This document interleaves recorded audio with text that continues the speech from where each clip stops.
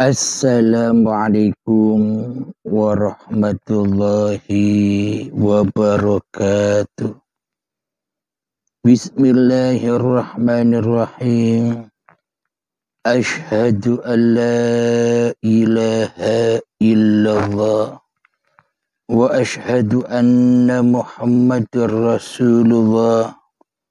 Allahumma salli ala sayyidina Muhammad wa ala ali sayyidina Muhammad. Rabbis rahli sadri wa yassirli amri wahlul 'uqdatam min lisani yafqahu qawli. Amin. Bismillahirrahmanirrahim. Salam hormatku, salam kangenku, salam kasih sayangku buat para sahabat jemaah Uripi Allah, baik yang ada di dalam ataupun yang ada di luar negeri. Semoga kita semua bersama di dalam naungan Allah Subhanahu wa ta'ala. Amin ya rabbal alamin. Sebelum kita awali kajian di siang yang indah ini, marilah kita kemahkan bersama di dalam nyawa, di dalam jiwa, di dalam hati, di dalam roh, dan di dalam kehidupan ini kalimat-kalimat thayyibah. Subhanallah walhamdulillah wa la ilaha illallah wallahu akbar wa la hawla wa la quwwata illa billahil aliyyil azim. Sadaqallahul azim. Alhamdulillahi rabbil alamin. Kajian di siang yang indah ini berjudul Qada dan Qadar, baik dan buruk. Bagaimanakah kita mensikapi? Bagi manusia, sebelum ia berani mati, sebelum ia berani menghadapi kiamatnya, sebelum ia rela dan ridho terhadap kehidupan ini, maka ia takkan pernah bisa bertemu dengan para nabi-nabi, bertemu dengan para rasul-rasul ketika kita masih senang, masih cinta dengan kehidupan ini, yakni kehidupan hawa nafsu manusia kita sendiri.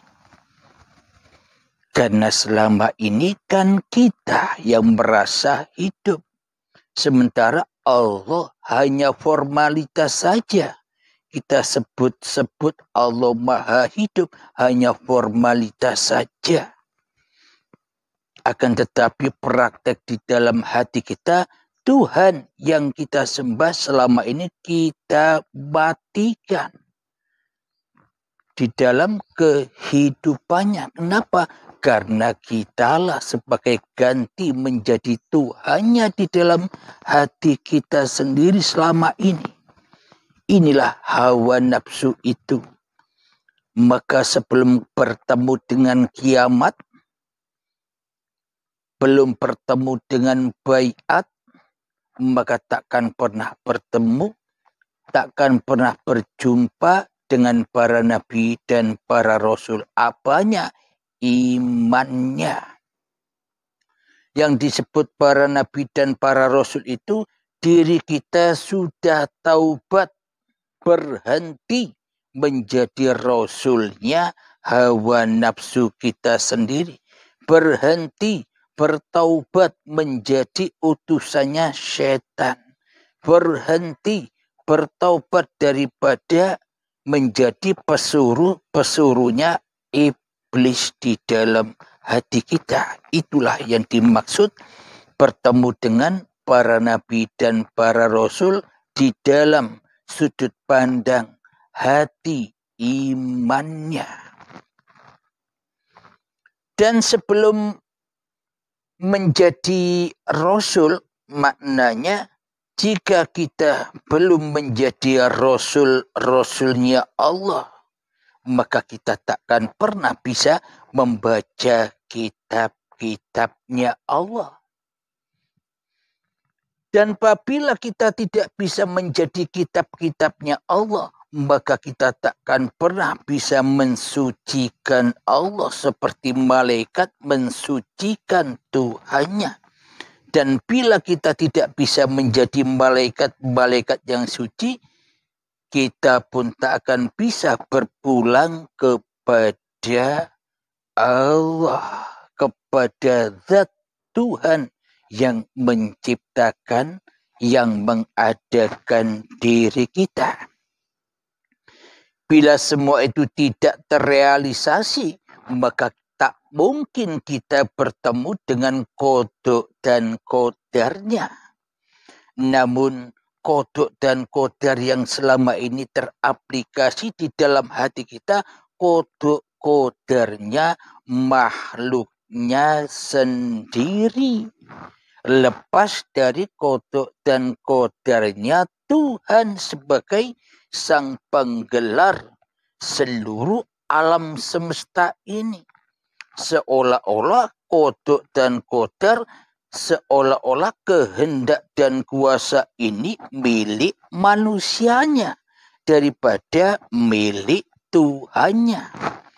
Inilah yang dimaksud manusia takkan pernah bertemu dengan kodok dan kodarnya Allah sebelum manusianya berani mati di dalam menyaksikan Tuhannya, sebelum manusianya menjadi utusan-utusan Allah, sebelum manusianya menjadi kitab-kitabnya Allah, sebelum manusianya menjadi malaikat-malaikatnya Allah, sebelum manusianya bertemu dengan Tuhannya.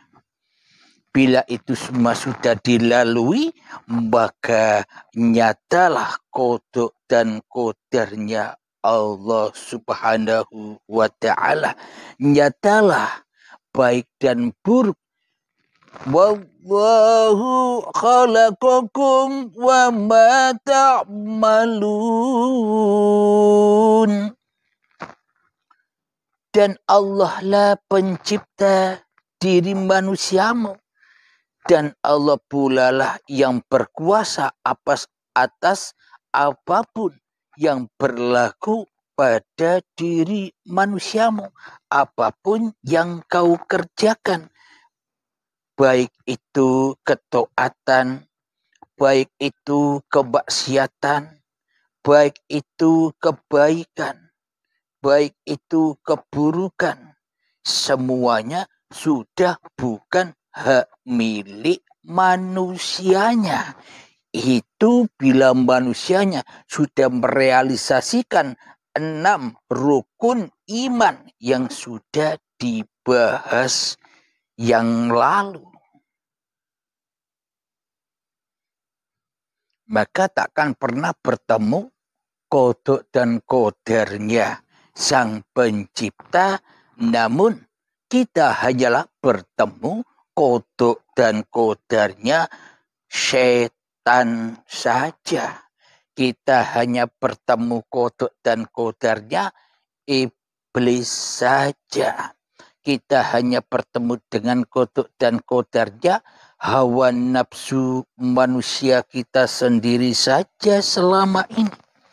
Yang hanya memandang dohir-dohirnya saja. yang hanya menilai syariat-syariatnya saja. Alhamdulillahirabbil alamin. Jadi kebaikan dan keburukan ala setan, ala hawa nafsu, ala manusia. Contohnya begini. Jadi manusia hanya menangkap sinyal-sinyal secara ragania saja. Ketika kita melihat ada sosok manusia yang rajin di dalam ibadah, yang rajin di dalam bersedekah, yang rajin ke masjid, yang rajin beribadah. Contoh seperti agama yang lain, orang yang rajin ke gereja, orang yang rajin ke wihara, dalam pemeluk agama itu kita sangka sebagai orang yang baik. Karena kita menilai kebaikan hanyalah dalam bentuk raga saja, dalam bentuk badan saja, dalam bentuk syariat saja. Akan tetapi bagi si pelaku yang kita pandang, bagi si pelaku yang kita saksikan, apakah benar apa yang dilakukan oleh si pelaku yang kita pandang itu?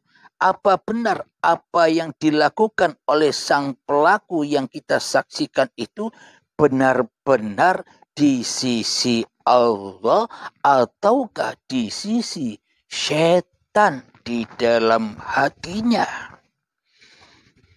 Bila sang pelaku yang kita saksikan itu sholatnya, ibadahnya, berdermahnya, puasanya, dikirannya, sholawatannya, kerjanya, duduknya, berdirinya, makannya, mandinya, memasaknya di dapur, ke ladangnya, ke kantornya, semua aktivitas yang dikerjakan bila masih dituhani dengan kewujudan diri manusianya di hatinya, meskipun itu kelihatannya baik menurut apa yang kita saksikan sebagai manusia yang hanya menyaksikan gerak-geraknya badan, maka itu bukan kebaikan di sisi Allah. Meskipun di sisi kita, secara kita memandang itu sebuah kebaikan. Orangnya baik, rajin sholat, rajin ibadah, rajin mengaji, rajin zikiran, sopan santun terhadap sesama. Kelihatannya secara syariatnya memang baik. Akan tetapi baik dan buruk tergantung kepada si pelaku, yang mana di dalam hatinya si pelaku tadi yang kita saksikan apa benar sudah mengaplikasikan rukun iman yang sudah kita bahas ini di dalam hatinya. Apa sudah benar di dalam hatinya bahwa dirinya sesungguhnya tak punya peran apapun kecuali diperankan Tuhannya. Bila di dalam hatinya tak kuasa peran apapun kecuali diperankan Tuhannya, itulah kebaikan secara hakikatnya. Syariat hakikatnya sama-sama baik. Kenapa? Karena syariatnya, karena hakikatnya, dan karena ma'rifatnya pun bukan milik manusianya lagi di dalam hatinya. Karena sudah dikuasai oleh Tuhan yang menciptakannya dan yang menciptakan seluruh syariat, toreko, hakikat, dan makrifat yang dikerjakannya. Bukan hak milik manusianya lagi di dalam hatinya. Itulah makna hakikat kebaikan yang sesungguhnya di sisi Allah. Itu bagi orang yang kita saksikan berbuat kebaikan. Akan tetapi bila kita menyaksikan sebuah keburukan, ada orang yang jahat, ada orang yang zalim, tidak pernah sholat, tidak pernah ibadah, tidak pernah ngaji, tidak pernah zikiran, lelaku badannya selalu menyakiti orang lain.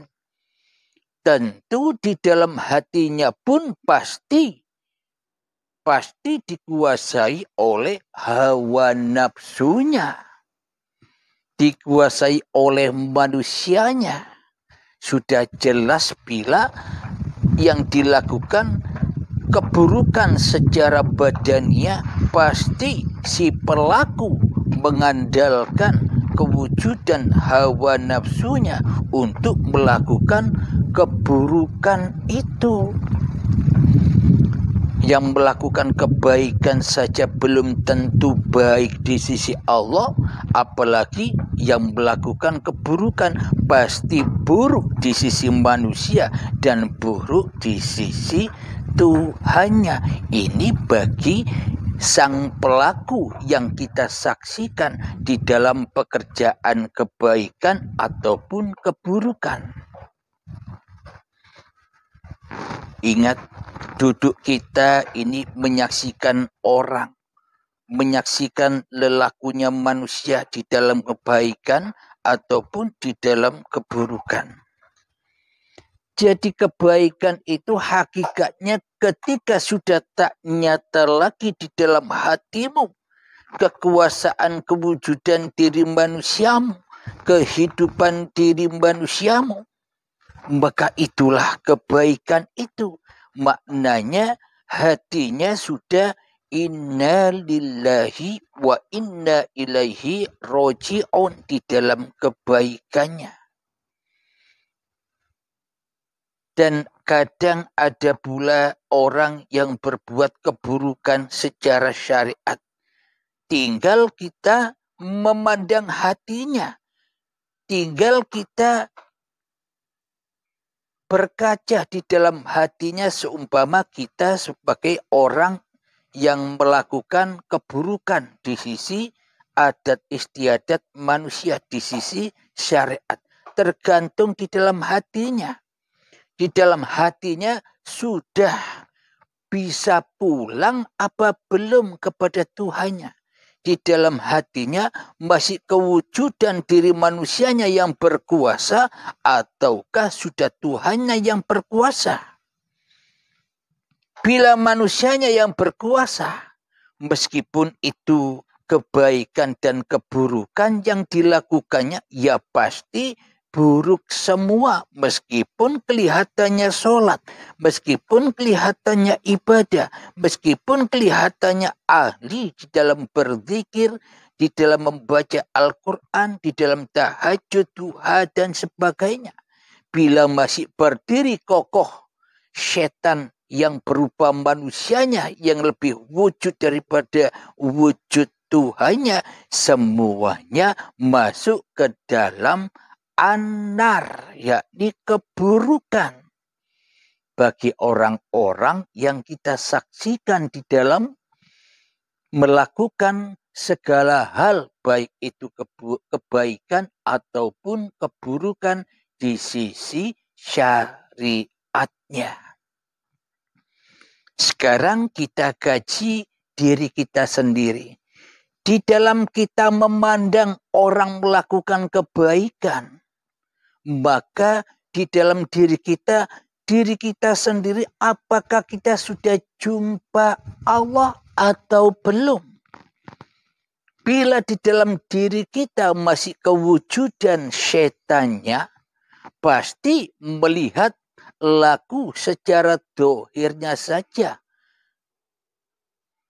Kebaikan atau keburukan dinilai secara dohirnya, maka berlakulah hukum baik dan buruk bila di dalam hati kita masih manusianya yang menjadi Tuhan atas kehidupan dan badan ini.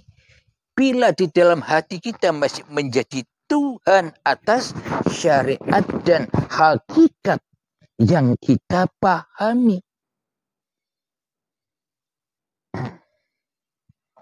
Jadi kebaikan dan keburukan yang kita saksikan tergantung pula pada hati kita. Di dalam hati kita sudah mengaplikasikan kiamat atau belum. Di dalam hati kita sudah mengaplikasikan menjadi Rasulullah apa belum.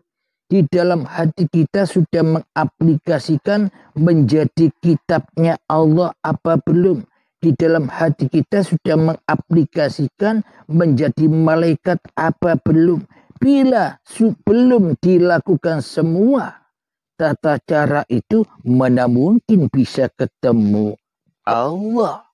Mana mungkin bisa kembali kepada Allah secara husnul khotimah. Sementara di dalam hati kita selalu su'ul khotimah, selalu su'ul azab, selalu su'ul akhlak kepada Tuhannya. Jahiliyah, menjahili wujudullah, menjahili uripe Allah. Mana bisa memandang ayat-ayat Allah di dalam kebaikan ataupun di dalam keburukan yang kita saksikan, dan mana mungkin memahami kebaikan atau keburukan pun yang kita lakukan, yang tidak akan pernah paham. Hukum tetap berlaku, hukum syarak, hukum badaniyah, hukum syariat, hukum manusia masih berlaku. Kenapa? Karena kita masih mentuhankan manusia daripada mentuhankan Tuhan pencipta manusia. Alhamdulillahirabbil alamin. Kodok dan kodar ini kita lanjutkan setelah kita melakukan latihan mengheningkan cipta diri manusia kita. Marilah kita berlatih 5 menit menghening-heningkan diri manusia kita, memfanakan, mengkiamatkan, bunuh dirimu, bunuh kewujudanmu, bunuh kehidupanmu, bunuh kekuasaanmu, bunuhlah penglihatanmu, bunuh pendengaranmu, bunuh kehendak dan kuasamu di hatimu. Sehingga ketika sudah kiamat semuanya, maka bangkitlah imannya, bangkitlah kesadarannya. Itulah Rasulullah. Rasul-rasulnya Allah ketika sudah bangkit pasti bisa membaca kitab-kitabnya Allah. Setelah bangkit maka ia akan mengabdi seperti malaikat-malaikat yang suci, yang patuh, tunduk dengan perintah-perintah Tuhannya. Dan ketika setelah itu pasti jumpa pulang kepada sisi Tuhannya. Marilah kita berlatih bersama. Bismillahirrahmanirrahim. Mengheningkan cipta, mulai.